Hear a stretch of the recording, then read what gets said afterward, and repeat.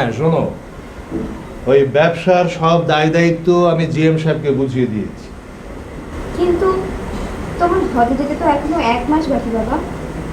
হ্যাঁ, এই 1 মাস আমি ইবাদত বন্দেগী করতে চাই।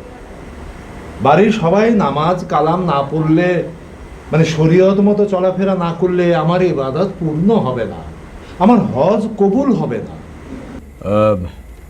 তোমার MA পরীক্ষা যেহেতু শেষ, তোমাকে আর এখন থেকে বাড়ির বাইরে যেতে দেয়া হবে না।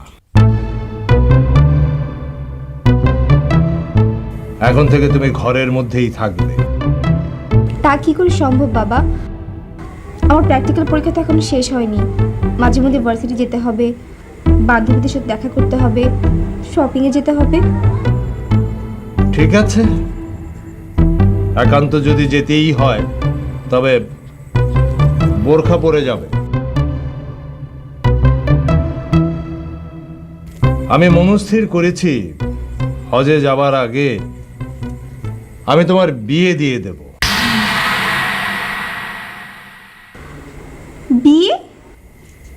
হ্যাঁ, ছেলেও আমি ঠিক করে ফেলেছি।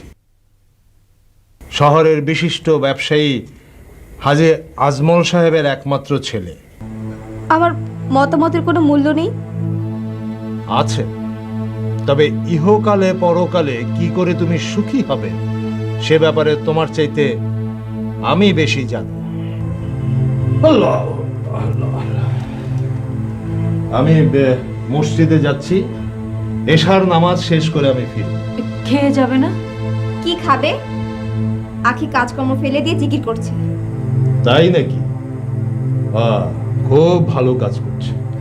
আল্লাহ আল্লাহ আল্লাহ আল্লাহ। কাজ ফেলে জিকির করা এ কেমন ইবাদত আমি জানি না। মা, ওই টাইটেল পার্সেলকে কিন্তু আমি বিয়ে করব না। কাকে করবি? কাকে আবার? সোহানকে।